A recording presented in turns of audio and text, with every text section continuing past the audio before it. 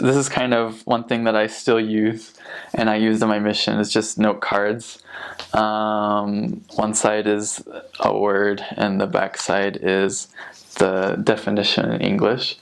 So I would just go through these and memorize them all the time, and I still try to. I just don't have as much time now, but it really helped. The way I would get these words though is I would hear people talk, and if I didn't understand a word, I'd pull up my planner and just write it down, and that really worked because there's a lot of times where words will come out and you may think you know the definition or you may not, and so if you're unsure, just write it down.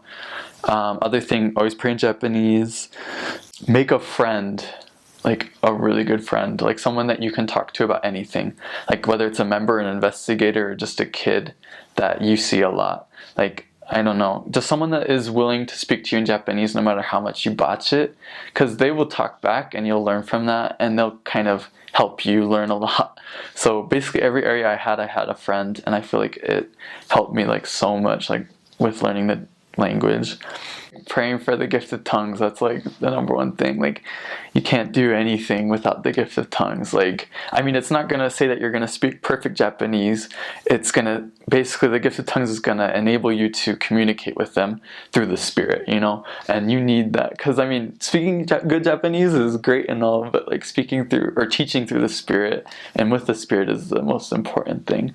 So that's like number one. But you know, obviously not everyone's gonna be satisfied with that. You need to like learn the language too. I mean, you have to do your part in order to get the blessings of the gift of tongues. Like, thinking in Japanese all the time. Like, when you know, if you're not talking to your companion, like, I mean, you're not always going to want to speak Japanese to your companion if he's a foreigner. But if they're Japanese, like, work out a system where you can speak Japanese to him, or all Japanese, whichever he's comfortable with. But if you're with another foreigner, always think in Japanese. Like, try your best to just do it, because it helps it become more like second nature. Just like, you know, what's this in Japanese? How do I say this in Japanese? Just boom, boom, boom. So it's like, those things probably is what I would say.